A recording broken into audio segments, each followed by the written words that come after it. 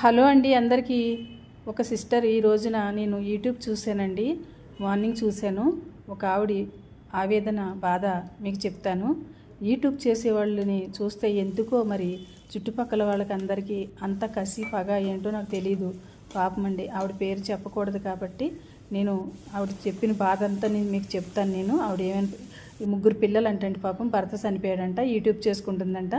అయితే ఆవిడ లైవ్ పెడుతుందంట, ఎక్కువ నైట్ టైంలో లైవ్ పెడుతుందంట. లైవ్ పెడితే న్యూస్ ఎక్కువ వస్తుంది కదా అని లైవ్ పెడుతుందంట. దానికోసం కొంతమంది మంచి వాళ్ళు ఉంటారు, కొంతమంది చెడ్డవాళ్ళు ఉంటారు కదండి. వాళ్ళు బ్యాడ్ కామెంట్స్ పెడుతూ ఉంటారు కదా. నువ్వు రాత్రుళ్ళు లైవ్ ఎందుకు పెడతారంటే ఎవరైనాని వాళ్ళని మచ్చిక చేసుకుని వాళ్ళకి దగ్గర అవడానికి లైవ్ పెడతావు నువ్వు ఇలాగని చెప్పి తెల్లారిన తర్వాత ఆవిడని చాలా మాటలు అన్నారంటండి.